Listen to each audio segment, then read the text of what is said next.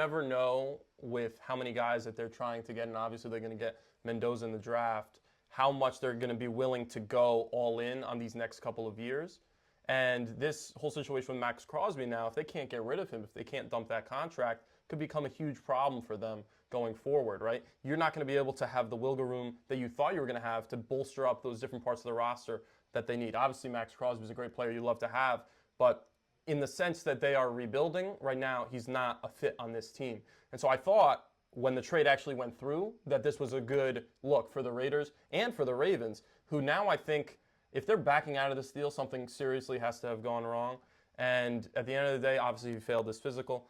But at the end of the day, you have a guy in Maxx Crosby, no matter what team he's on, he's going to be a force to be reckoned with. So hopefully they can find a good suitor for him. Hopefully he gets that stuff figured out physically. What do you think? Yeah, I think that's kind of where they fall now. Failed physical, I think they might have to ask a little bit lower. I mean, they got 2 first-round picks for him.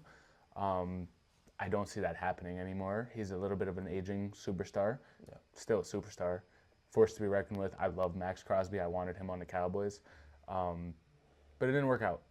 What do they do now here? They signed Nakobe Dean. They signed Quay Walker.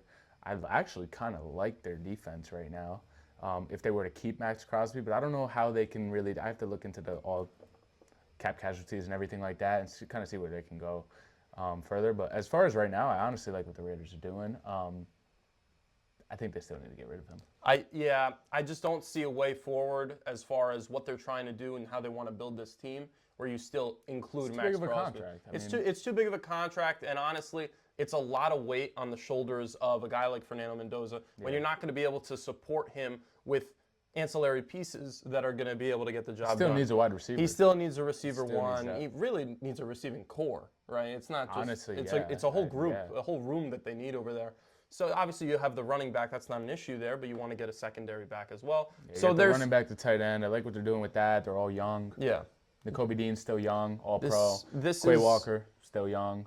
They have a bright future. I like all the signings, but we got to get rid of him still. I mean, they were looking really good before this. They had 2 first-round picks to kind of gear up in the draft, go get some young superstars. Now, guess what? Their whole team would be young.